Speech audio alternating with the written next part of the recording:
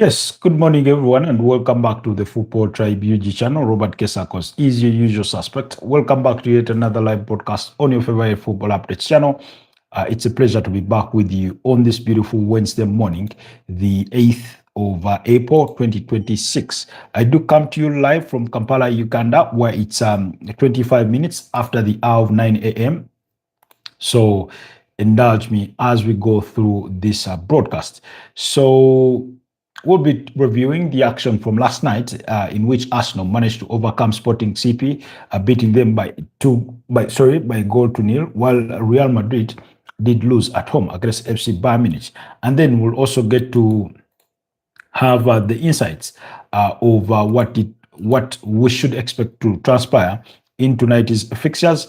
That's between Barcelona and Atletico Madrid, while PSG will be at home against Liverpool. So I'm trying to have my headline edited, but my characters are beyond the acceptable figures.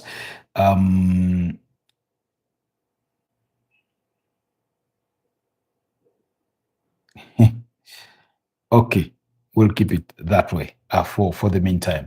It's all good. I want to send my special thanks to all of you that managed to chip in last night as we did follow the events, particularly starting from the second half. All of those games that were played last night, those of you that chipped in and followed the discussion, those of you that did subscribe, we do appreciate you a great deal. Keep up the spirit. Do not just stop at just subscribing. Make sure that you do turn your notifications on so that you can be notified every time we put out a piece of content.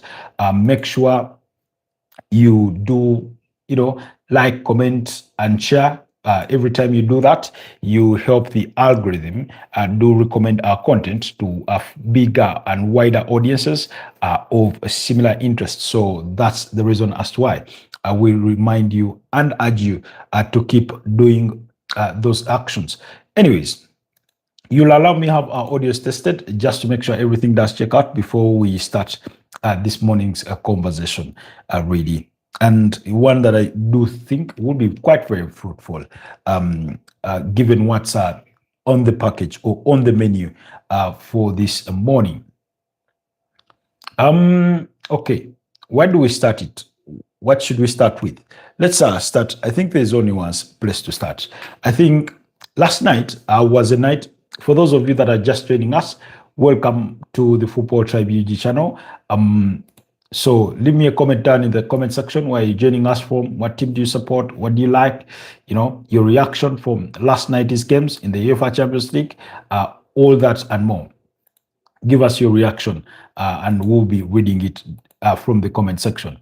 Now, last night I thought was a night for the goalkeepers because I think the standout performances from last night both came from goalkeepers, with David Raya salvaging it for the Arsenal on away to Portugal, while Manuel Neuer was the difference at the Santiago Bernabeu in that 2-1 victory for Bayern Munich against Real Madrid, as the head coach or manager in Vincent Kompany became the first Bayern Munich manager to win a game of football at the Santiago Bernabeu in 25 years. Not even the great Jupp Heynckes, who guided Bayern Munich to the triumphs of the 2013 and the 2019 Champions League titles, did manage to pull that off. So very, very interesting. I saw a very, very good game at the Santiago Bernabeu. I thought both teams came out to try and win it. They really, really created lots and lots of chances. Real Madrid, as expected, very quick on the transition. Bayern Munich, intricate in their play. I thought Michael Olise looked really, really good for about maybe 60, 70 odd minutes, thereabout. Harry Kane did enough just to stay in the game and have the quite sort of the desired impact that you'd want him to have on the game. Serge Gnabry, I really, really fancied the way he went about his business. And then, of course, he later was withdrawn for Jamal Musiala, who I thought was equally good. Had it not been for injuries, I think we'll be discussing Jamal Musiala's name right in the brackets of the likes of Bradley Bacola or Lamine Yamal thereabout, in those sort of ranges. But because of his recent injuries that date back to last season and over during the summer when he broke his ankle, when Bayern Munich were playing up against PSG, really have hampered his progress. And that's why in recent times you had seen a lot of Leonard Karl as opposed to Jamal Musiala. But I thought they had a very, very good game there in as far as they were concerned. So, I mean, there was a contentious moment in which I thought Bayern Munich should have gotten a penalty. That was the incident between Alvaro Carreras and Michael Olise. First of all, in my interpretation of the incident or the moment itself is that Alvaro Carreras does nothing in the attempt to play the ball. All he does is attempt to play the man, and he sends Michael Olise tumbling down onto the ground, which I thought an incident should have been reviewed, but it wasn't. Not and the reason as why I wanted it at least reviewed, or if the referee had not had a good look at it, is because it felt blatant. And I would acknowledge or understand if the referee had gone to the monitor and decided, well, that there was not enough in that for me to award a penalty or something, but it was quite a worthy call that perhaps should have been looked into. And maybe on the other side, the interpretation was that it was not a clear and obvious error. Therefore, maybe from where VAR was standing, they looked at the incident and were thinking, the referee has had a good look at this. So if it is his judgment that it's not a penalty, then who are we to say otherwise, Chia Biased says, hola to you too. You say, oh, sorry about what? Good morning, how are you? Good afternoon, good evening, depending on wherever it is you're joining us from in the part of the world. So then I mean, Bayern Munich went on about their business. Andre Lunin, for the first part of the first half, was oddly quiet. And then they had a bit of a difficult situation, one that they had brought onto themselves. But prior to that, you had Diet Upamecano miss from close range. He did not get a good strike on that ball. I remember, I think it was Alvaro Carreras there watching on, almost gasping or gaping, looking at the moment, because there's not much he could do against that Upamecano. If he did try to attempt to play the ball, chances are he would have played the man, which would have culminated into a penalty. But there's a moment of freeze where Real Madrid feared for the worst, but that Upamecano could not make that moment count. That was in as early as the 9th minute. And it stayed goalless. And then Manuel Neuer on the other side was forced into two brilliant saves, one coming from Kylian Mbappe in the 16th minute, and later on, or in quick succession, that was around the 18th minute, through Vinicius Junior. Like I said, it was a night of goalkeepers. I said this, I think, in our build-up to the Liverpool game against Manchester City, that the absence of Alison Ramsey-Specker was bound to be very critical, if not pivotal, in the execution of that game. Why? Because on any given day, he's the kind of player that is capable of winning you a game of football. He can be the difference maker. And last night was an exhibition of that, as Manuel Neuer became the difference maker. So he pulled off those two great saves before Serge Gnabry had a missed chance in the 28th minute. That missed chance in the 28th minute, that's where Andre Lunin, I think, played the ball to Dinhausen, who played it back to him. And as he played it back to him, or attempted to play it back to him, the ball was intercepted by Serge Gnabry, but he could not make the moment count. So that's how it did not go in. So they missed that opportunity. Then on the other side, Kylian Mbappe, around the 29th minute, does go on and force Manuel Neuer into another brilliant save. Then after that, then that's when the goal came from. That's when the goal came from what's his name, from Luis Diaz, one of the standout performers of Bayern Munich this season. Luis Diaz, Michael Olise, and Harry Kane. That trio have been quite the attacking force. Excuse me. I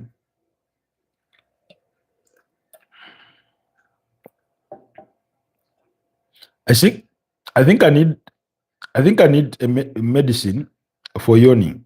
Otherwise, it's becoming horrible for me. You know,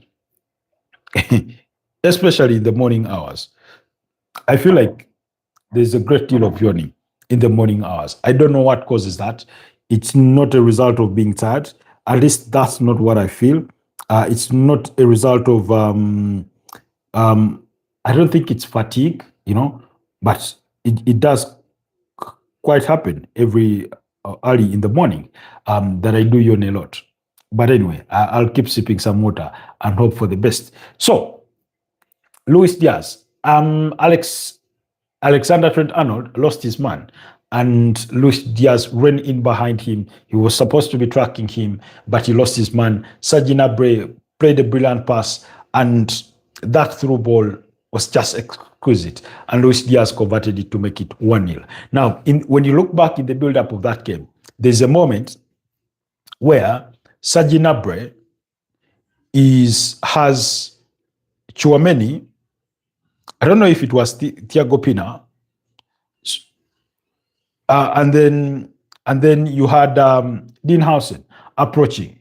Now you had those three Real Madrid players approaching that phase of play or that moment, but somehow, somewhere, he managed to play that ball through them. So he managed to play that ball through them, and I was thinking to myself, because he plays the pass through them, he passes it to Harry Kane, and then makes the run, and then Harry Kane passes it back to him. As Luis Diaz is going through, he plays the through pass. It was such a beautiful play. And I remember watching that moment, and I was thinking to myself, that moment where Serge Gnabry is brave enough to play that pass through three pressing players was really, really good to watch. And I was asking myself, why are Arsenal not attempting to do these kinds of things on the other side? Because I was watching the two games concurrently. So, but it is what it is. Arsenal is Arsenal, and we'll get to discuss that in a bit.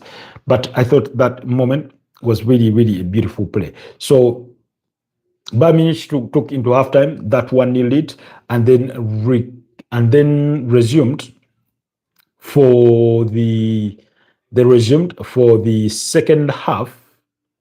Yes, the second half, and kicked off in high gear. You had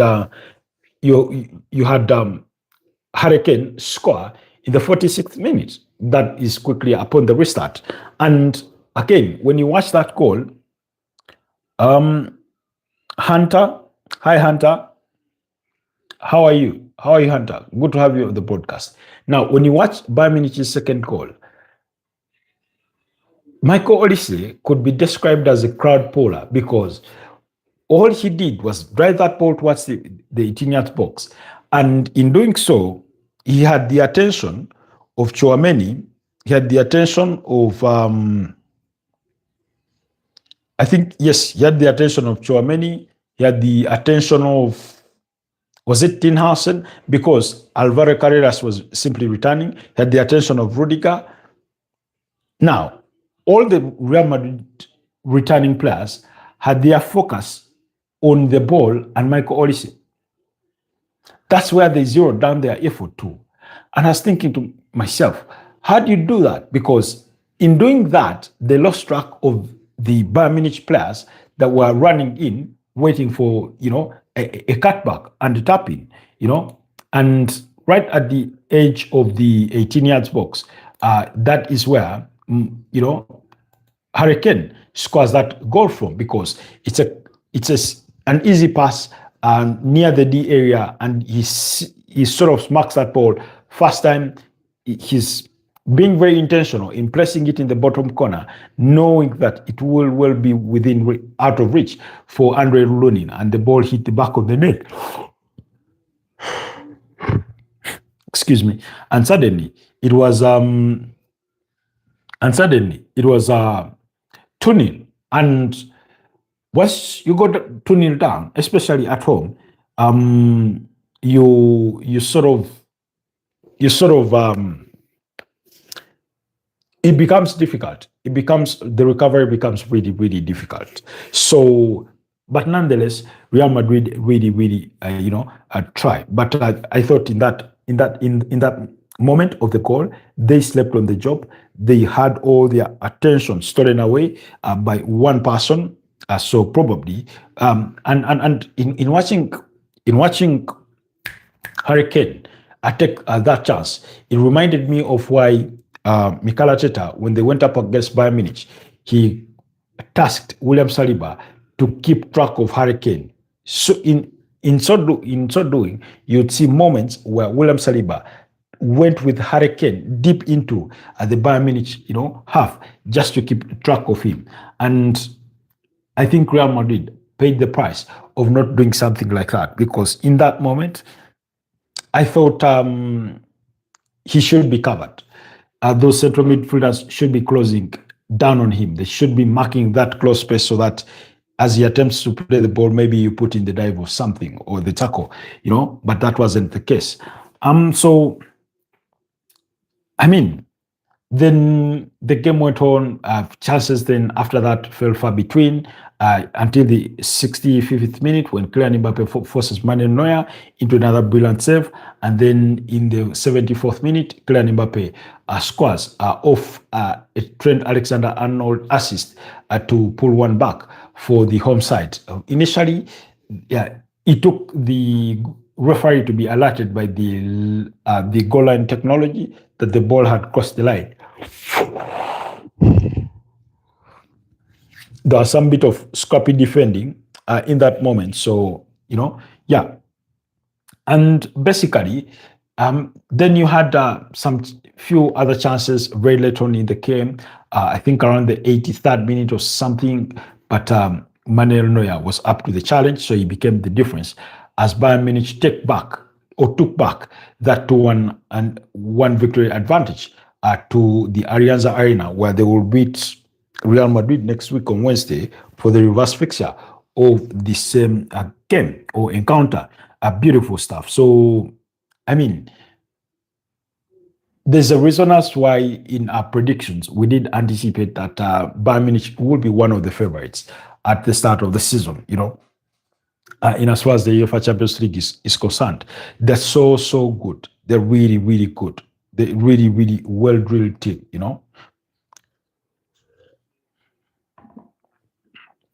But if anything, also, Real Madrid showed that you can create chances against them that are on quick transitions. You can't catch them off guard.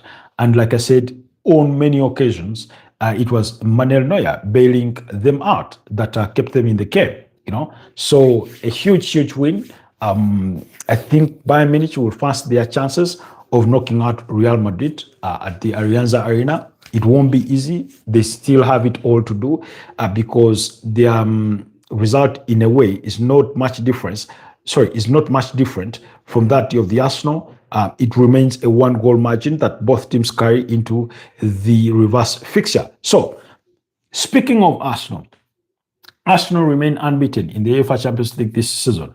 11 games played, 10 victories and 1 draw. That draw coming up against Bayer Leverkusen in the first leg of the round of 16. Last night, they did take their action to Sporting CP, where they managed to win by 1-0.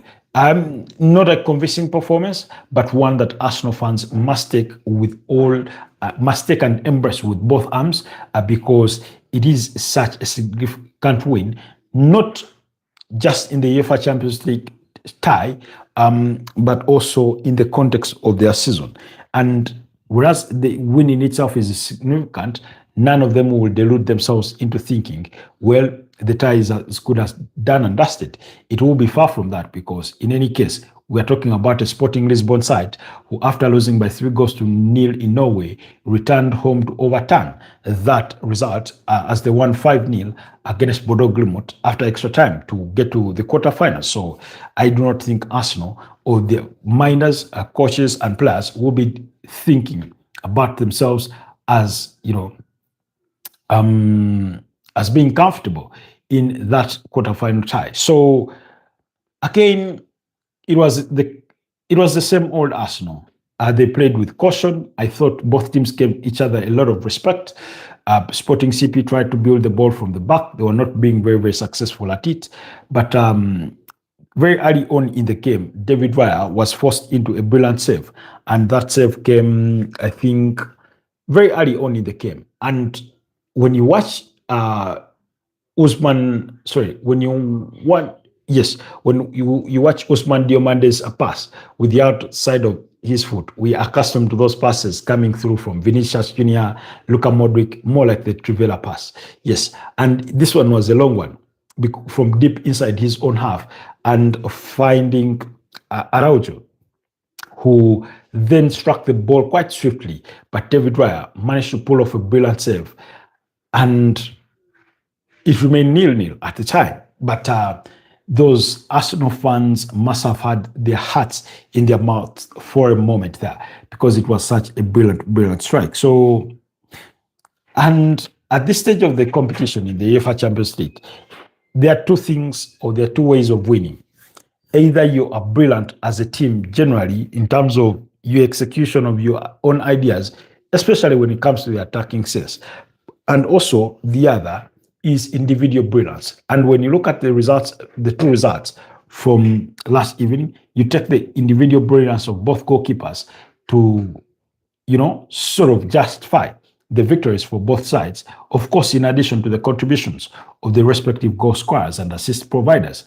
But in this particular case, like I said, that when that ball does not go in, every time you do not concede, regardless of how you manage to keep it, you give yourselves a fighting chance. Excuse me. See what I told you? That's like the fourth time I'm yawning in this broadcast. And it's still very early on in the morning. It's only 47 minutes past the hour of 9 a.m. Anyways, that aside. So this when you get to the knockout stages, I wanted Real Madrid to win.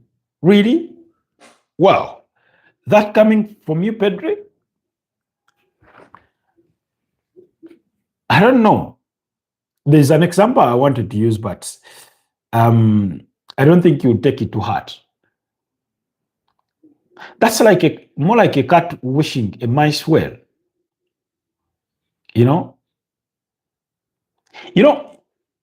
Anyway, I think it can happen if a cat is wishing a female mice well, because if you eat the female, how will you'll have nobody to reproduce for you to have future food.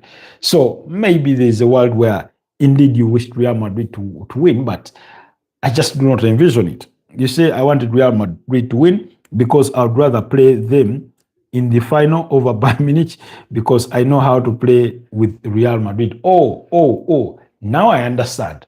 I understand your school of thought. I completely now understand. Now, that brings me to the question, as before I digress back to the Arsenal game, it brings me to the question, Pedri, and this is for you particularly, and anybody that may be interested in that conversation, especially for fans of Atletico de Madrid, Arsenal, Sporting CP, what else? Those four teams, Arsenal, Sporting CP, Atletico de Madrid, and Barcelona. Yes, those four teams. On the other side of the aisle, in terms of the UEFA Champions League, if you envision yourself in playing the final or in the fight in Budapest, what opponent would you rather have there? Would you rather it be PSG? Would you rather it be Liverpool? Would you rather it be Real Madrid? Would you rather it be Bayern Munich? That's the question. However, the downside is that if I play them, in brackets Real Madrid, and lose, it would hurt more than a Bayern loss. Liverpool easy. PSG would be the final. PSG would be the final football deserves to see. So now, interesting sort of submission there, Pedri. So Pedri thinks he's looking at this in three ways. He thinks, as a Barcelona fan, he would rather have Liverpool in the final because he thinks Liverpool would be easy to beat, at least for Barcelona, given how Liverpool are looking this season. On the other side, he does argue that in an ideal situation or in the ideal world, PSG versus Barcelona would be the perfect sort of game for a final. But also, he thinks he would rather it be Real Madrid other than it being Bayern Munich if push comes to shove.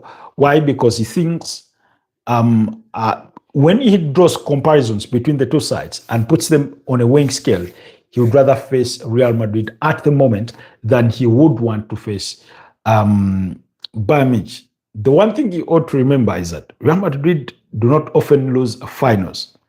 They often do not lose finals. Nonetheless, you do have a manager in Hansi Flick who I do not think he's lost a final before, at least not to the best of my recollection. So there's all that as well. You say PSG versus Barcelona would be the most fun final in ages. Maybe. So PSG would be the football final it deserves. Okay. And then you say, by the way, the last time goals were scored by the two finalists in the UEFA Champions League in 2018. Hansi Flick, 8 finals, 8 wins. Exactly. Hansi Flick is just, you know how it used to be more like Jurgen Klopp, 8 finals, 0 wins. Hansi Flick is the reverse of that. Of course, Jurgen Klopp went on to win a couple of finals for himself. Excuse me. But you say the last time goals were scored by the two finals in the UEFA Champions League was 2018. 2018, that was Real Madrid beating up against Liverpool. So, but anyways, let's digress a bit back to the Arsenal game because similar to, like I said, it was the game of goalkeepers. They stood tall and they came out to win. So Arsenal were, like I said, both teams gave each other a lot of respect. I had expected Arsenal to be a little bit more bold, but they were typical of the Arsenal that we've seen the entire season, conservative in play at times, very cautious not to risk it. Then you had Sporting CP struggle to build the ball from behind. That's why they resorted to the long balls or long passes from deep in their own area. And with that pass from Ousmane Diomande, that fell to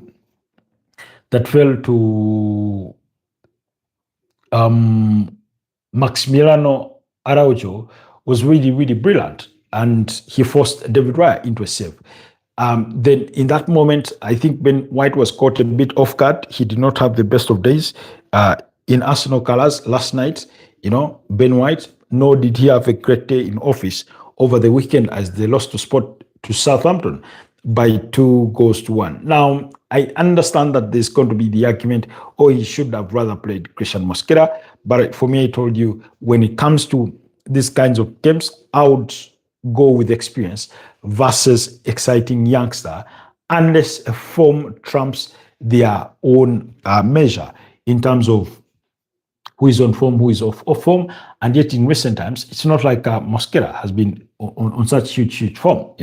We know for a fact that Ben White is just returned from an injury, and therefore he's trying to gradually find his match fitness, starting with the Carabao Cup final, went away with England for national team duty, and now yesterday he was a feature in that game. So really, I saw somebody making wondering how Arteta decided to bring on Kai Havertz instead of Eberechi Eze, and I was thinking to myself, did I read that, a team wrongly or what? Eze was never on the bench in the first place. So it was a game of few chances in terms of clear-cut chances. You had Sporting CP dominating the key chances, even though Arsenal had more shots on target compared to Sporting CP. At the end of it all, I think Arsenal had like what? Was it 5 or 7 in terms of shots on target? Actually, Arsenal had only 4. They had only 4 compared to Sporting Lisbon is 5. So, like I was saying, you had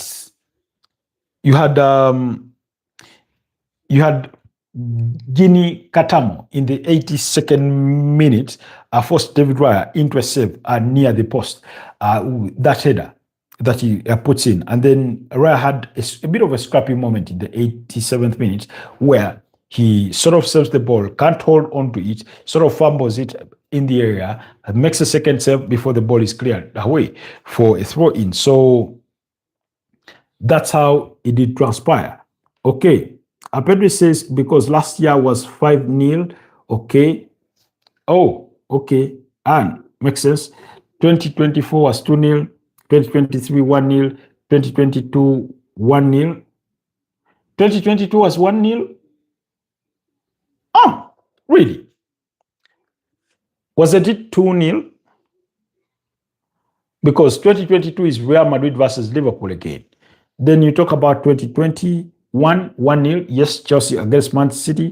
2020, that's Bayern Munich beating PSG by 0-0. 2019 is Liverpool beating Spurs by 2-0. And then 2018 was 3-1. 3-1. Yeah. 2018 was 3-1. Yes. So yeah. So thanks to the Arsenal win yesterday, England has 5 places minimum of the UEFA Champions League next year. That's very, very true. What do you think of Barcelona versus Atletico de Madrid? That's the preview we're going to start with when I wrap up this Arsenal conversation briefly. So indulge me, Pedri, on that. So, when Raya makes the save on the other side, I thought Mikel Arteta's changes did well. I was impressed by Max Dorman's sort of show of energy and physicality. For a youngster of 16 years, oftentimes when they bring him on, you're thinking to yourself, he's going to get bullied by these midfielders, by these defenders who are stronger and more experienced. You sort of have that snaring feeling of he's going to get bullied. But he did not get bullied. He didn't look like anywhere near it. Then Martinelli tried to be more direct. I think he had one brilliant attempt on goal. The goalkeeper, Rui Patricio, saved. Then on the other side, you had after that, he attempted at least 2 or 3 through passes, one in which he manages to provide the assist for Kai Havertz very late on. And when you watch that moment, by the way, as Gabriel Martinelli drives with the ball, you have Martin Zubimendi standing backwards, asking for that ball. And had he passed that ball to Martin Zubimendi, that would have been the obvious, the typical Arsenal that you would have on any given day, that they are always looking for safety. But I liked the fact that he took the risk to play the through ball. Not Rui Patricio, it's Rui Silva, the goalkeeper for Sporting CP is called Rui Silva. So I really, really loved that moment as Kai Havertz scored in the first minute of stoppage time to win it by 0-0 for the Arsenal. But Gabriel Martinelli looked sharp when he came on. In the UEFA Champions League, that's what he does. You then wonder why doesn't he replicate the same efforts when it comes to the Premier League? But your guess is as good as mine, really. We can sort of draw onto a few conclusions as why it's not always the case with Premier League teams, largely due to how they apply themselves as teams. But nevertheless, he does look really, really brilliant, well, in as far as the UEFA Champions League goes, as compared to his exploits elsewhere in the Premier League. Anyways, let's move on from yesterday's results and tackle today's fixtures. Two big games on card. Atletico de Madrid away to Barcelona, while PSG will be entertaining Liverpool. Today, Pedro says, sometimes football doesn't make sense. How could a team lose to Southampton, yet the following week beats a team in the UEFA Champions League quarter-final that hasn't lost in 30 games at home? Exactly. Sometimes it doesn't make sense because Sporting CP had 17 consecutive wins at home. In the UEFA Champions League this season, they had not lost a single game in 5 fixtures. And like you allude to, the unbeaten one ran for even longer. So it oftentimes makes little sense. I'll give you another example. You will find, let's say, Barcelona will fail to beat Real Madrid. And then the subsequent weekend, Real Mallorca is beating up against Real Madrid. And you're thinking to yourself, what did Real Mallorca do that I could not do as a Barcelona side? So you oftentimes have those results where small teams beat up against the big teams. Big teams fail to beat up against certain teams, and then the others obliterate them. I'll give you another example. You'll find, for example, in the Premier League, that let's say Brighton will come and beat Manchester United, let's say by 2-1, or beat Manchester City by 2-1. Now, the subsequent week, the same Brighton will go and play a Brentford or a Fulham and get beat by 3-0. And you're thinking to yourself, how does this really work? Because trust me, if somebody explained it to you that way, you'd be bemused. You'd be really, really left bemused. It's often, I don't want to say concerning, but it's just the nature of football. That's competition. That's you can be stunned on any given day by any given opponent. That's why you can never take anything for granted. So, yeah.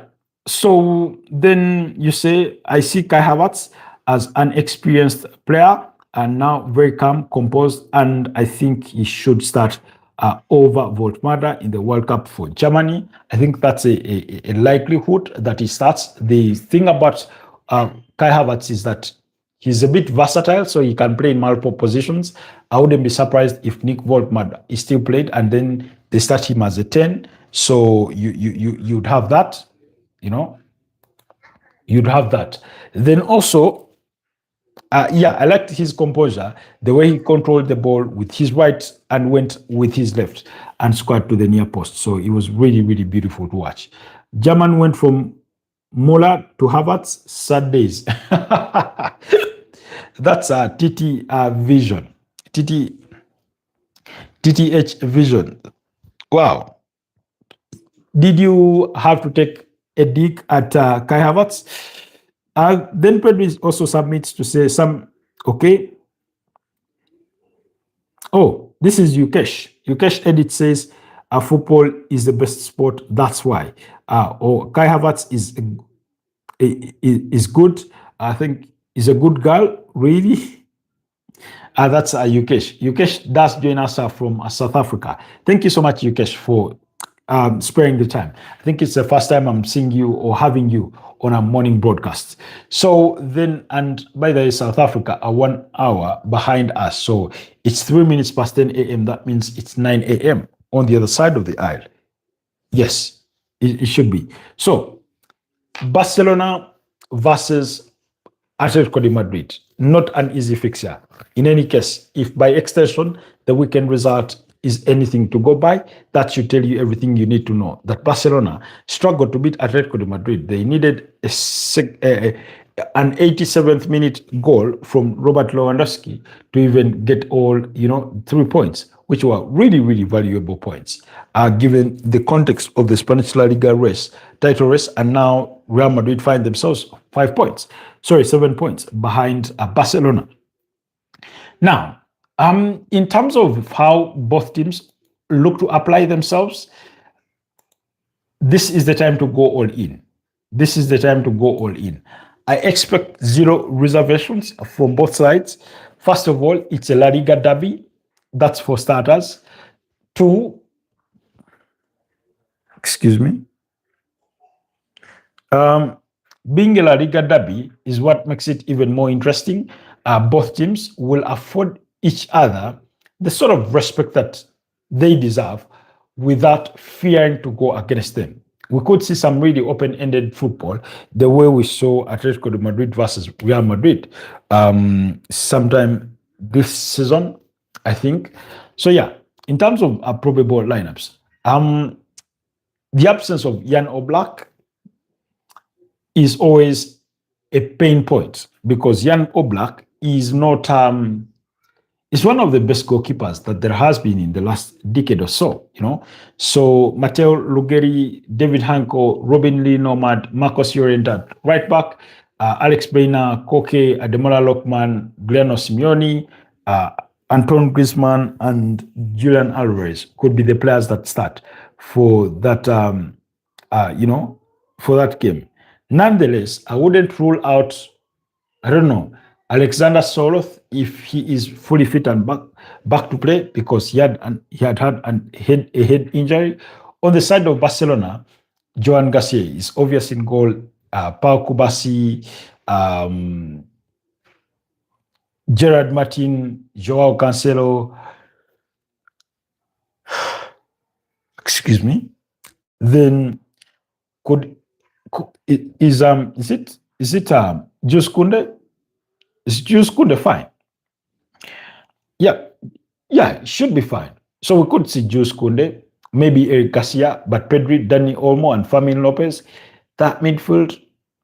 Anyway, that would be quite very attacking. But I would want to think, okay, unfortunately, they are without Frankie de Jong. So in his absence, I could see Pedri alongside Marc Beno and then Dani Olmo. That means Fermin Lopez would have to stay to the bench, in my humble opinion. And then the front three, where those ones do not change that much. Lamine Yamal, Marcus Rashford, and Robert Lewandowski.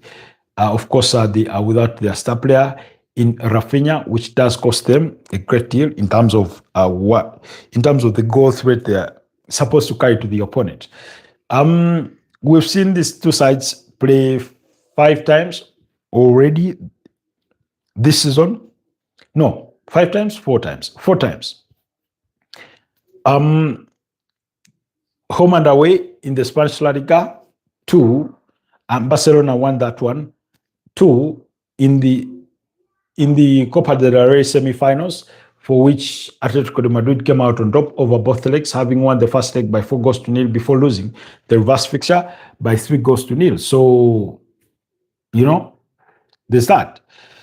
Okay, let me first read some of your comments before we will proceed further with the preview of that particular game.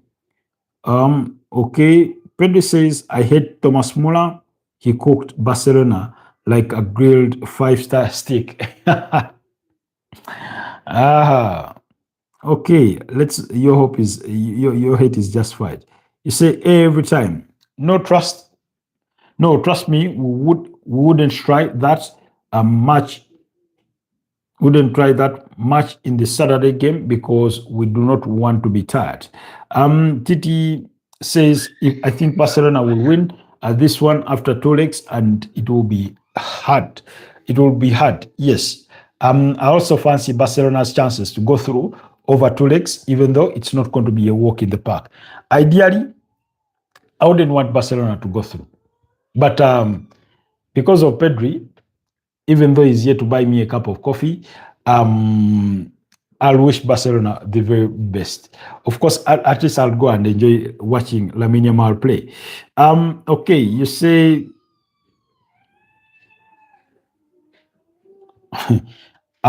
Jenny says, hi Jenny, good to have you on the broadcast. Then you have TT H Vision says the Barcelona defense is their weakest point. Now, you see, the thing about the Barcelona defense, ordinarily they wouldn't be too weak or too vulnerable, but it's how they are deployed to play that makes them really vulnerable. And with that very defensive high line, and if you can beat the high line, trust me, you're going to beat them. That's what Atletico de Madrid basically did in the first leg of the semi-finals of the Copa del Rey. They simply got the better of them in that regard. So then we also saw Chelsea exploit that sort of high intensity, high sort of um, high line kind of backline. We saw Club Brugge still in the UEFA Champions League exploit that. You remember that 3-all draw between the two sides at the league stage. So yeah, that backline, that's all the organization of Hansi Flick. I think pound for pound, they're not as bad, you know. Okay. Beno won't start, Mr. Tribe. He was injured. Okay. Thanks so much, Pedri, for the update and the insight. Then Adam Anthony says, you what football club do you support? My support for any particular club is the consequence of my love for football. So love for football, Arsenal, Real Madrid, Brazil national team, the Uganda Cranes. Those are the teams that I support. And then, of course, any underdog on a given day. So, Pedri, you're the big dog. Atletico de Madrid is the underdog. You've won the competition at least 5 times, you know, even though your last game now more than 11 years ago. So, anyways, I'll leave that at that. Okay. He supports Barcelona, the best club in the world. Pedro, stop misleading the public. Rafinha is missing. Sorry, Rafinha missing is going to make it more interesting to the public. Is it going to be more interesting? I think Barcelona fans will be missing quite the game in Rafinha. And in any case, they would have loved to have him around. Any team would have loved to have, any team would have loved to have Rafinha around. Because Hansi Flick has gotten the best out of him. Really. And I do not think would have seen it from any other manager, because you remember when it was Xavi, he did not have the sort of impact that he's having on games recently, or at least going back to last season and into this season, even though last season still measures the highest performance on his career, profiles. But this season he has many injuries. He's had a couple of injuries there, here and there to deal with. So he returned from the international break with the hamstring injury that was reported, is estimated to rule him out for the next 5 weeks. So do not expect to see Rafinha even in the reverse fixture and next weekend. Okay.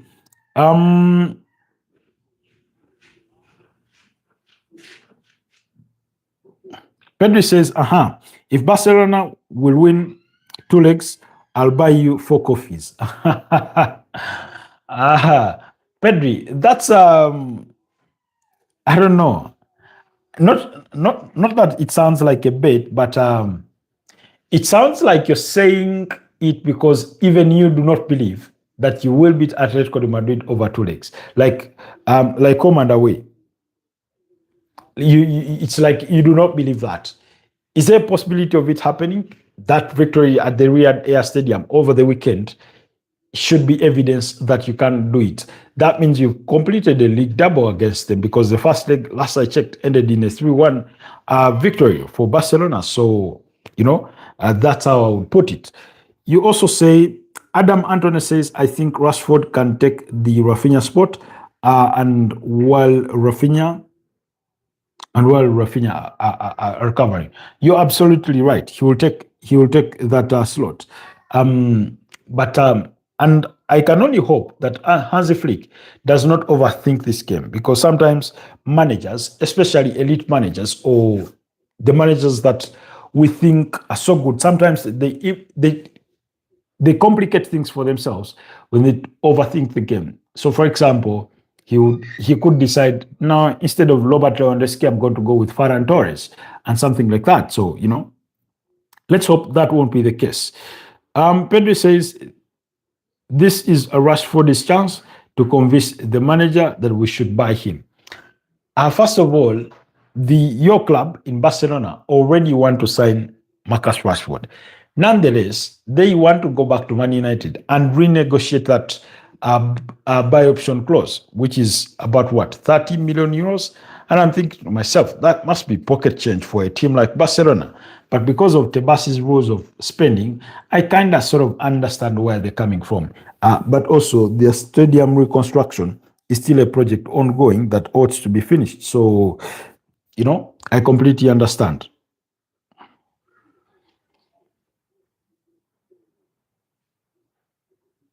I think Rashford can take. Oh, I read that comment. Sorry. Okay. Adam Anthony says, what kind of striker should Barcelona buy since Varane is the ultimate goal misser while Lewandowski is on and ANSI? What is UNC?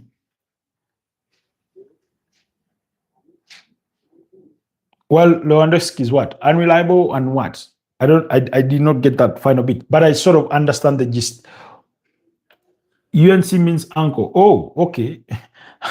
I was about to read it uncle, but then the context of the comments felt like it did not suit the word uncle, So, okay, in terms of strikers that Barcelona could buy, first of all, if they would have the resources, I think Julian Alvarez would be a good fit for them.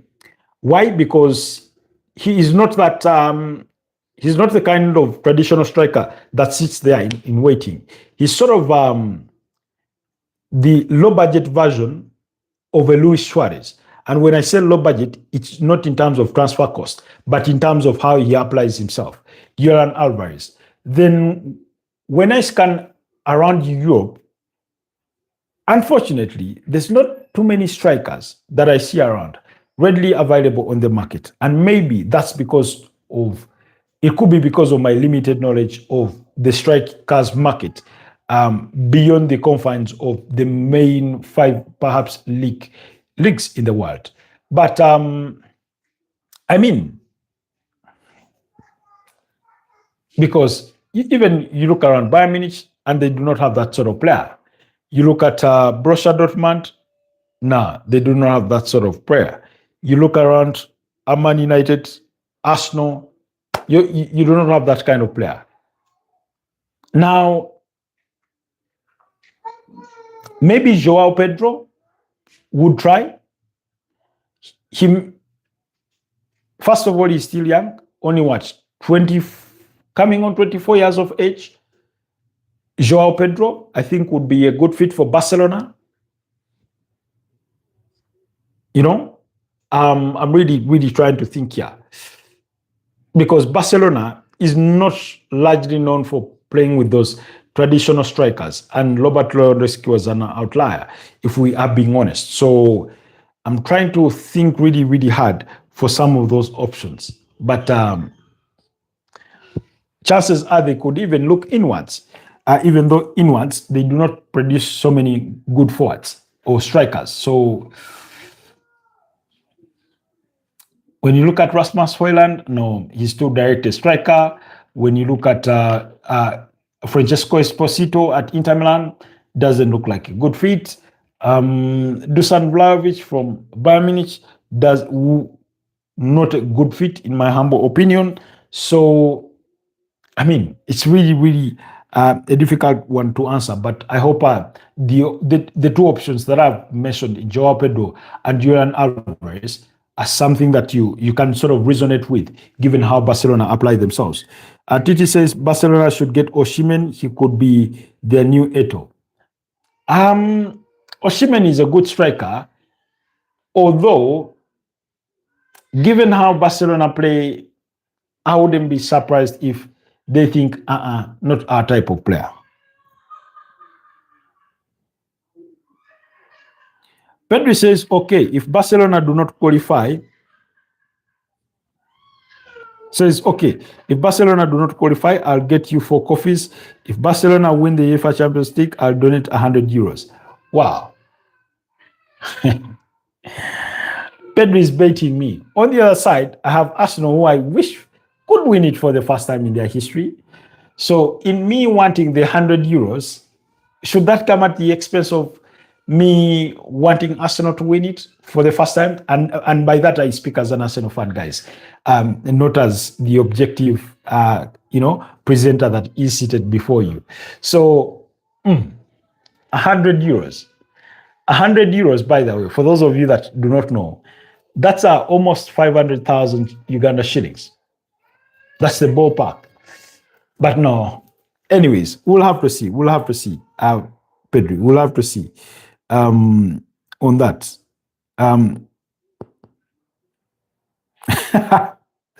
No. Pedro, why are you exaggerating this thing? Okay.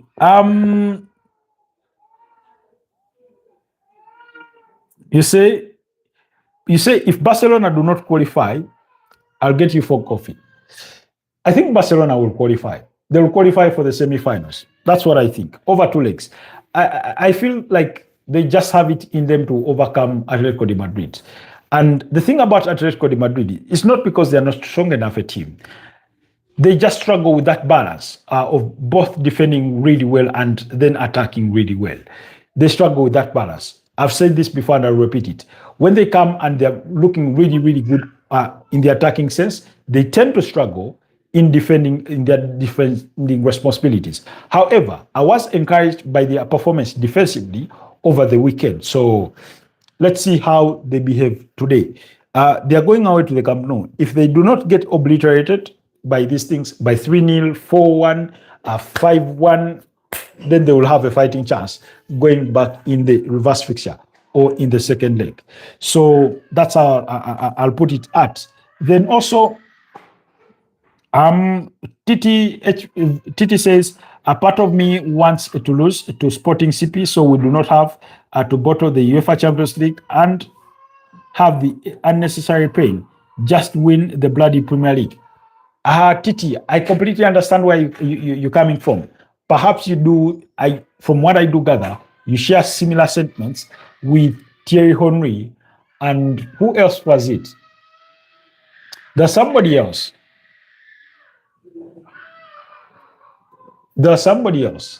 I don't remember who, but Thierry Henry said, just win the Premier League. That's all I want. I don't care about anything else. I don't want to hear it. I don't want to hear the treble, the quadruple, whatever the conversation it is that you want to have. Just win the goddamn bloody Premier League. Why?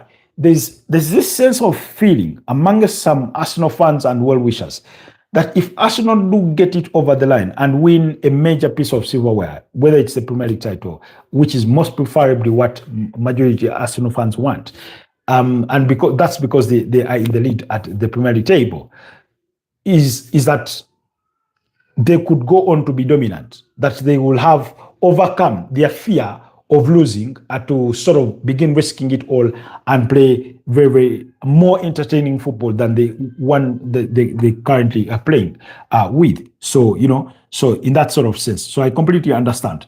Okay, it seems, Uncle, if we beat Arsenal in the semi-finals, I would be forced to buy you 10 coffees for you to relieve your stress after we knock Arsenal out. Wow. That would be the perfect consolation. Even though I'd rather we do not lose to Barcelona. And the reason for that is simple. I think you have to go back was it 2009?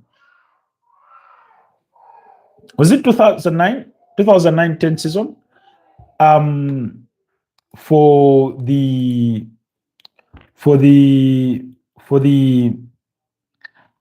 was it quarterfinals or round of 16? No, it should have been round of 16. I mean, those days Barcelona just used to torment Arsenal, and not until yesterday. When I say yesterday, I mean last season, when Arsenal women beat Barcelona in the Champions League final. I think that was played in Lisbon. That Arsenal fans got a sense of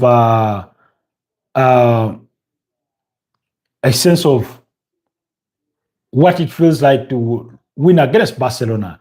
We're talking about a Barcelona side that beat Arsenal in the finals of the 2006 UEFA Champions League final in Paris. And then their own, you remember when Lionel Messi scored 4 goals against Arsenal, Manuel Almoni in goal, and he did that celebration of he shaking, dancing with his head. And the reason as why I remember that moment, it was because of the way his hair was dancing, you know. Um, so it's really, really difficult. Yes, it was 2009, 2010 season quarterfinals. I think that's when Arsenal won the first leg by 2 goals to 1 at the Emirates Stadium. Andre Arshavin being, I think, among the goal scorers. Then you decided to give Robin van Persie a red card. Never understood how that was the case. Then 2010, 2011, the two sides met. 2015, 2016, the two sides still met at the round of 16. So, and on all those occasions, Barcelona were knocking out Arsenal. So, forgive me if I do carry with me all the fevers from that era, you know, from that era. But no, the 2009-2010 season, the first leg in the UK ended in a 2-2 draw. Yes. And then Barcelona won the reverse fixture by 4 goals to 1. Then 2010-2011, that's when Arsenal win the first leg by 2-1, and then they go to Barcelona and lose by 3-1, and they got knocked out. So it was a 4-3 aggregate score. Then 2015, 2016, towards the, you know, and I stand to be corrected, but that was, no, that I think that was the second last season Arsenal were in the Champions League prior to Arsene Wenger leaving, because in the 2017-2018 season, they played in the UEFA Europa League and lost to Atletico de Madrid, who knocked them out at the semi-finals. So, and then 2016-2017, I think they were knocked out by Monaco around that period. So it was 14-15. Was it 14-15 when it was AC Milan that knocked them out? You know, anyways, around that period. So I sort of carry with me that sort of fever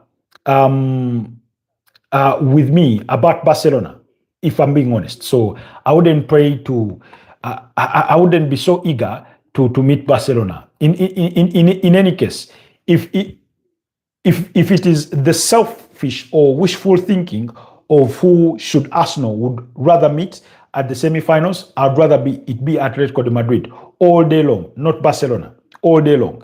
I would rather it be Atletico de Madrid as opposed to Barcelona. So yeah. Okay. Titi says Alvarez is not a proper 9. Yeah, he's not your traditional 9. And I did highlight that. He's more of a 10. He's like, that's why I compared him to Luis Suarez. When you look, if you watch Luis Suarez play, you knew he was not your number 9. He was not your Fernando Torres. He was not your Sergio Kun Aguero. He was not your Didier Drogba. He was not your Diego Costa. He was not your Ronaldo Nazario Darima. He's not your Hurricane, not your Robert Lewandowski. He's not your Dominic Calvert-Lewin, not your Danny Welbeck. Name all the strikers that you can think of. Your Dusan Vlahovic, you know, your Moises Kean. He's not that. So I completely understand.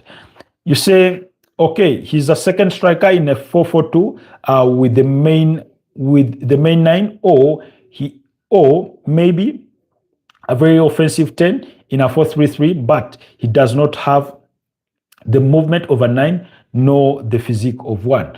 It does not negate the fact that he does bang in the goals. So, and no, look around. Before Robert Lewandowski, ask yourself, when was the last time Barcelona had played with the traditional number 9?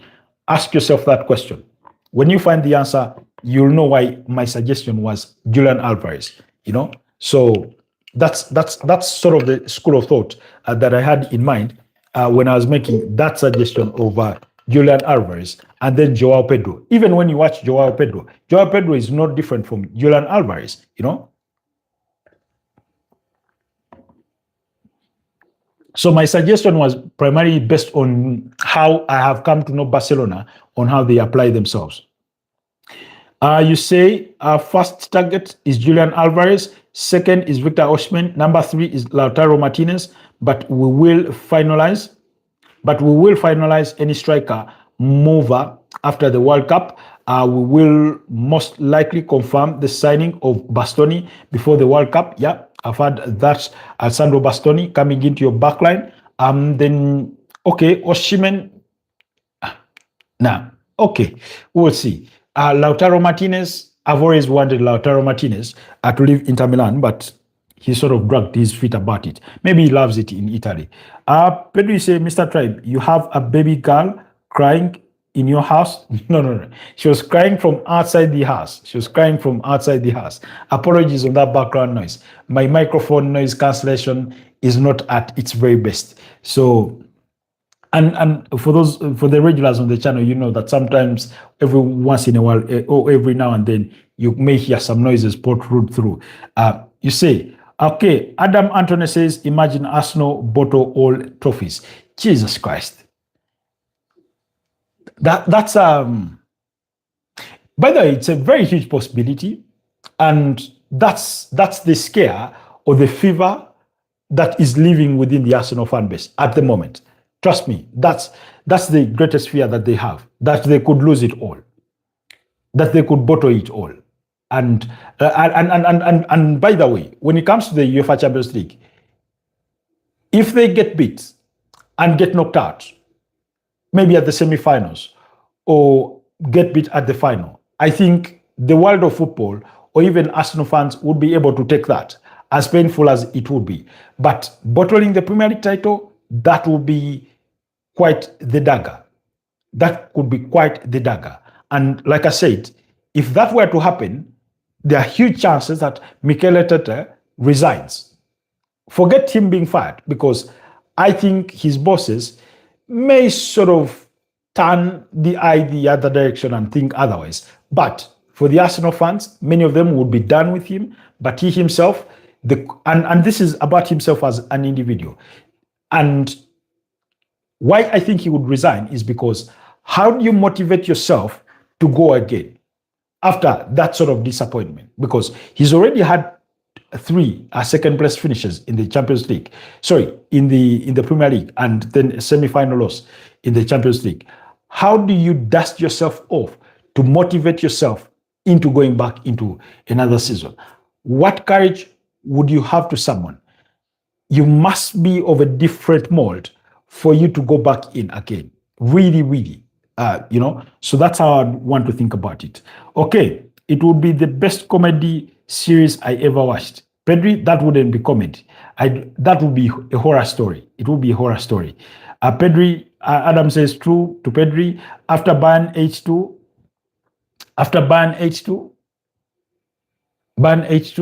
what are you referring to when you say Bayern H? Oh, Barcelona getting eliminated by Bayern Munich. H2. Okay, I understand. Titi says, we do not play good football under Arteta. It's very scrappy. If we win the Premier League, it will be because the rest are that bad. Now, I want to disagree with you on that, Titi. When you say you do not play good football under Arteta, I would want you to be more specific of this season. But when you go back in seasons gone by, I do not think there has been any level or form of criticism in regards to how Arsenal have applied themselves. This season, it's been completely different. And that's why I oftentimes come to his defense. I often come to his defense in terms of style of football. Why? I think in his own assessment, he's figured, I have played all that beautiful football. Maybe I've tried, being proactive, being this and that, but it is not borne the sort of fruits that I would want it to have. So let me try another way. Let me try and do it a different way and see if the results will be different. Aren't we the ones that keep saying insanity is doing the same thing over and over again with expecting different results? So he is trying to trick his thing, even though it's to criticism, even though it comes with, with a bit of less entertainment, because if you wanted to remember games of football, of Arsenal football, that you would want to rewatch this season, you have to go back to majority of games in the UEFA Champions League, and particularly you look to games at the league phase and maybe the second leg against Bayer Leverkusen. Then when it comes to the Premier League, you're going to have to look through, out of the 31 games that they played thus far, you may pick about 8 or 10 matches thereabout that you may find entertaining to rewatch. Then on the other side, in the cup competitions, I think they've been okay. They've been really, really good. So by the Southampton game and maybe the loss against Manchester City in the finals of the Carabao Cup. So, okay. I hope that tells the story of how I would want to paint it. Pedri, do not say that. It gives me PSD. Okay. You also support Barcelona, Pedri? Yes. Okay. Yes, you are a good boy. Barcelona fans. Meanwhile, the other time I had a Barcelona fan on here who, Pedri, you missed. I'm trying to remember what his name is. He's such a staunch Barcelona fan. Such a staunch Barcelona fan. And I think he was from South Africa. Okay. Titi says, even I wanted to support Barcelona when they had Messi. It was beautiful to watch. You see? I don't know what Pedro would say about that. So how about the Barcelona of today? Yes, exactly. Okay. Raymond Kanguma says, hi, Arsenal versus Sporting Lisbon. It was a win for the Arsenal in the Champions League. Arsenal go through. Arsenal meet Atletico de Madrid semi-finals from Raymond. Wow. I don't think Pedro will take that to heart, but that's your prediction. First of all, in terms of yesterday's win, Arsenal needed any form of win in whichever shape or style of form that they would get it. Having come into that game on the backdrop of 2 consecutive defeats, which happened for the first time in their season, this season, they needed to recover from that. And it mattered less at the end of the day how they won, but that they won because they needed that motivation. They needed that encouragement, that renewal of faith, that renewal of belief and hope that things are not falling apart, that the house is not crumbling down, that it's not burning down. I don't know if you guys had the chance of watching a TV show or series called Revenge. There's an episode, I think it's episode 8 or 5 of season 1, where Emily Verkamp goes and bans Mason Green,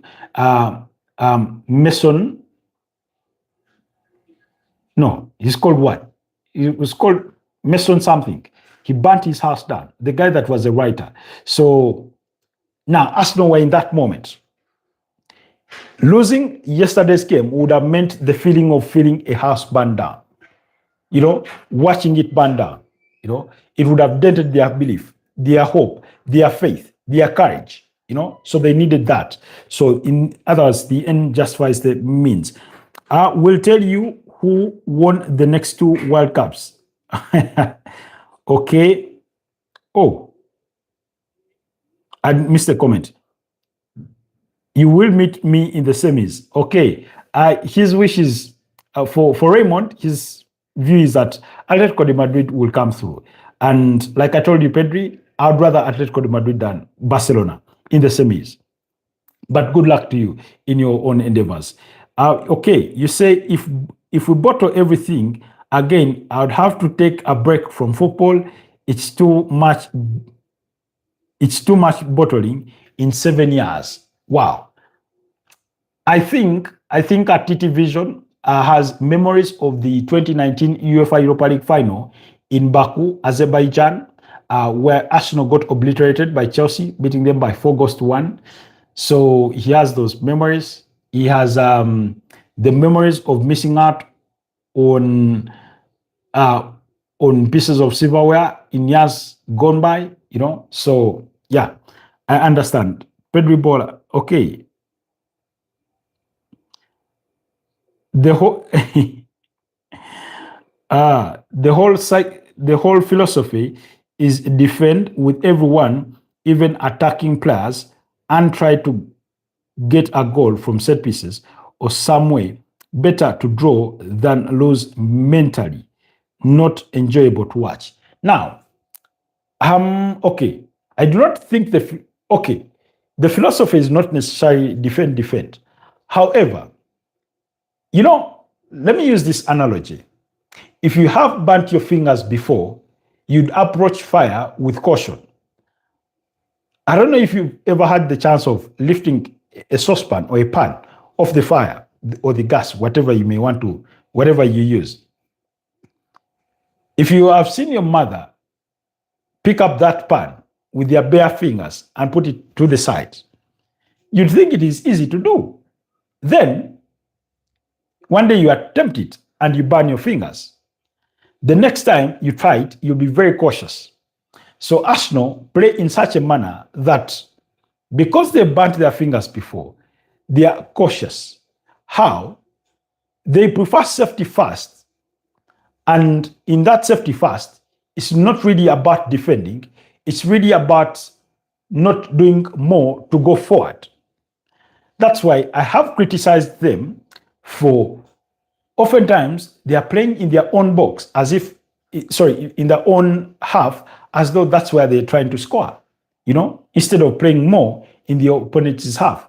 Yesterday, the one thing I appreciated about Sporting Lisbon is that they attempted so many through passes and through balls. They were not always successful, but they never stopped attempting them. Constantly trying to find that line breaking pass, constantly trying to play that through ball. They never stopped. Whereas Arsenal, even if they drive that ball beyond the center arc, the moment an Arsenal player sees an opponent before him, or they're sort of pressing him, applying the pressure on him, their first mindset as of behavior per this season is not to look to who is on the sides forward, who is centrally, who is in that next pocket of space that I can try and attempt the through pass. They would rather turn and play to a defender and then rebuild again. So they often find themselves in the cycle of constantly rebuilding, so which is not very, very good. So, but I do understand where you come. It's not a lose. They are so afraid of losing that they would rather. They are so afraid of losing that it comes at the expense of risking to try and win, So that's how I would try and explain it. But thank you so much, Titi, for that comment. Okay. Pedro says exactly, I said that to Mr. Tribe, and then he threatened to ban me from the channel. Careful, Mr. Titi, first of all, Pedro is lying. I've never threatened to ban him, nor have I banned anybody from this channel. For as long as anybody does not use derogatory language or does not have, verbal exchanges in terms of abuses with another person on the channel, I do not ban people. Pedro, you're evident. You have evidence of that. I have seen. You have seen people come on here and say some really mean things, so to speak. But we never ban them. We never ban them. Okay. Titi says, I understand what you mean. So we will see if Arteta's gamble will work and if they win the Premier League. But the Manchester City final bottle is not looking promising for the upcoming Premier League games. Exactly. Okay. Now, here's the thing. I think for most Arsenal fans, if the only time they are going to be convinced is if these things happen. Next weekend, they have an early kickoff against FC Bournemouth. And that game comes in the early kickoff on Saturday at 2:30 p.m. If they win that game and wait for the result that will be coming on Sunday when Manchester City play Chelsea, they'll be hoping for a draw or at least a Chelsea victory. Should Man City win that game, their fears will have not been alleviated. In other words, the status quo will have been maintained. But first, their greatest fear is with AFC Bournemouth. We're talking about a team that has not lost many games in quite a bit. They've drawn plenty. A team that managed to beat Arsenal home and away last season. It's Andoni Iraola. So keep that in mind. But also, when they go through match day 32, and whichever way they go through it, first of all, they would want to avoid losing. But match day 33, when they have to go to the Etihad Stadium, is going to be a pivotal moment in their season. How? If they win against FC Bournemouth and go away to the Etihad Stadium and avoid defeat, now in avoiding defeat, it means either you pick a point or you win that game. And we know that Arsenal have not won at the Etihad Stadium, I think, since 2015, when they went there and won by 2-0. Olivier Giroud among the goal scorers. Sant Cazorla had a very, very brilliant game that night. So until we are past that phase and they have positive results in those next two games, their faith is going to be really, really low. It's going to still remain low. Many of them will still be skeptical about what's to come, you know? Okay. All right. Raymond says, hi, Crystal Palace versus Newcastle United, Oliver Glasner and Ed Howe.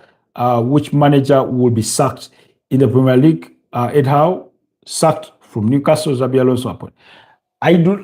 Raymond, I do not think any of those managers are going to be sacked. First of all, Oliver Glasner has until the end of the season. He is going to be walking away. His contract has run out at the end of the season. So unless he talks himself into being fired, like Enzo Maresca did at Chelsea, I do not think that is going to be the case. Then two, for Ed Howe, his fate will be decided at the end of the season. For what he's been able to achieve for that Newcastle side, I do not think they're just going to wake up and pick the sledgehammer and go knock him off the board. I think they will stay with him until the end of the season and look to assess their options. If they are to go into that situation, Xavi Hernandez could be an option. Whether he will be open to taking the Newcastle job, that remains to be seen, or is a totally different conversation. Raymond, you are an alien man. Pedri says, okay, score predictions.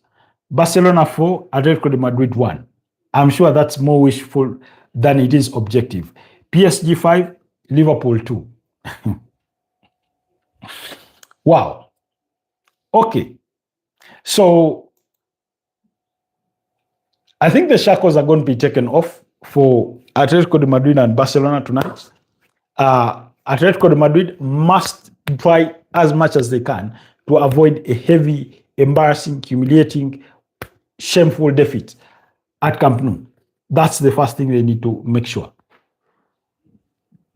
A traditional Diego Simeone would be even okay going away with a goalless draw from Camp Nou or a 1-1 draw. I'm sure even this one would appreciate it if he had that kind of result at the end of 90 minutes. Nonetheless, I do not think he still has the capability to play in the fashion that he used to play in that would give him that sort of result. So there's that. So, but I think the difference makers will be Lamine Yamal. I mean, if you do not cut out Lamine Yamal, the challenge is letting Lamine Yamal receive the ball in space, or even if it is a yard of space, because he has the intricacy to dribble past people. So on the other side, Ademola Lookman and Julian Alvarez will need to be at the top of their games going forward if Atletico de Madrid are to get something out of that game, you know. But as far as Barcelona are concerned, Lamine Yamal will be the architect of everything good that they try to do. Pedri in that midfield will have to dictate things, while Robert Lewandowski should be able to bury chances away. Now, moving on, guys. PSG versus Liverpool. Liverpool coming to this game on the backdrop of a 4-0 humiliation against Manchester City. I'm sure Luis Enrique and his coaching team must have been watching that game, looking to see how best can they exploit this Liverpool side, who have looked so vulnerable this season.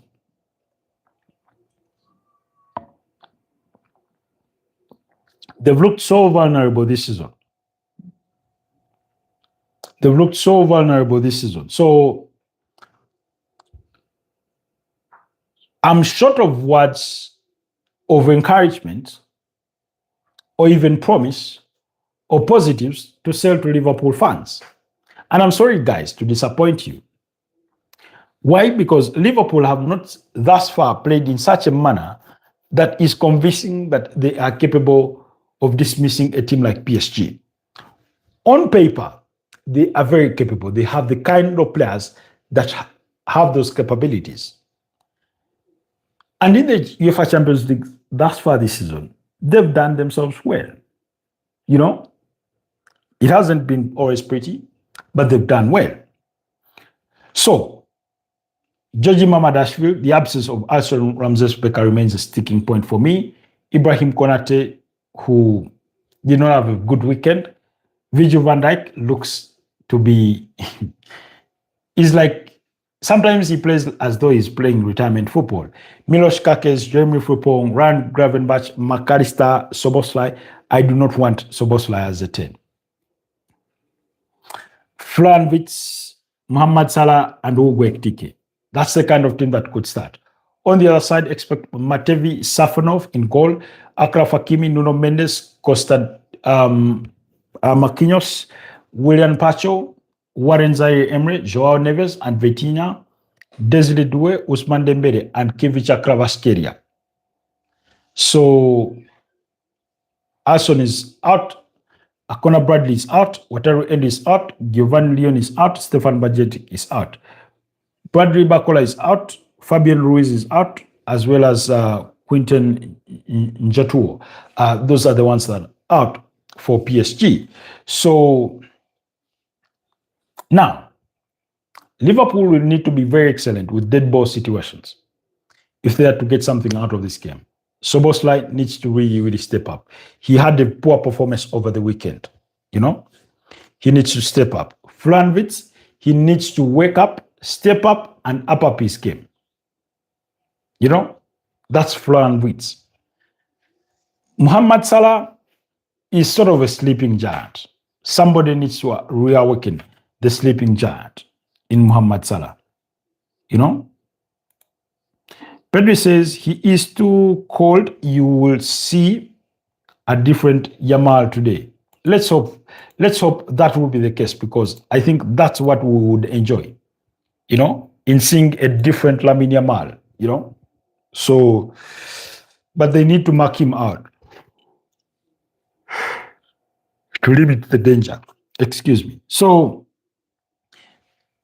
if Liverpool are supposed to do things right, their centre-back pairings in Virgil van Dijk and Ibrahim Konate have to be at the top of their game. The midfield trio must be willing not to stop running throughout the entirety of the 90 minutes.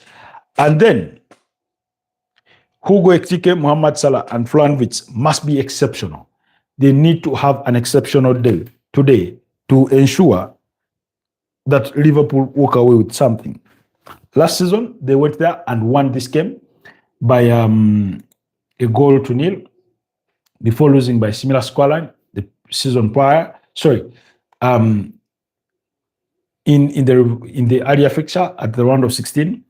Then they also met in Group G back in 2018, and PSG won the tie 2-1 before Liverpool won the reverse fixture 3-2. So you can see there have been 4 meetings. Either side has won it twice. There have been no draws thus far. So bear that in mind.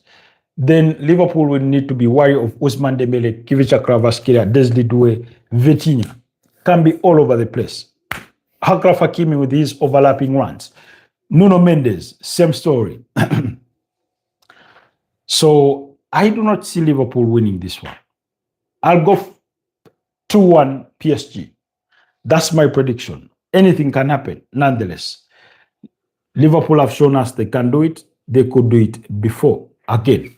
So, Barcelona Atletico, I'm going to go Barcelona 3-1 Atletico de Madrid. That's going to be my prediction. So, yeah, that will be my prediction for that game. Okay, this comes after him being bullied on Saturday after the game. Yeah, he did not have that good a performance, so he has a point to prove. He has a point to prove. Anyways, guys, it's been it's been close on to 1 hour and a half. I hope you. Thank you so much for being part of this morning's podcast. Thank you so much, Chia, Bast, Hunter, Pedri, Titi, Vision, Yukesh. Thank you so much, Adam Anthony. Thank you so much for having been part of this morning's broadcast. It's always a pleasure. Thank you so much for taking the time. Raymond Kangumba, it was nice having you around. Keep it up, guys. Thank you so much for watching. Allow me to wish you a wonderful rest of your day. Let's meet again tonight at 11 p.m. Inshallah, God willing, or earlier than that, should it be the possibility. How is the watch time looking? I watched your other live streams again for 11 hours last week overnight. Wow. Thank you, Pedri. Please keep doing that. The watch time there are positive signs, but we need about 800 hours to cross that line. So, baby steps. We will get there slowly by slowly. But yeah, any contribution that you add to that is much appreciated. I remember in the aftermath of the Arsenal game on Saturday, we did 2 hours. It was such a good live because people were engaging, so it went on and on. Before I knew it, we had done 2 hours. So you're Muslim? Wow. So happy. Who is Muslim?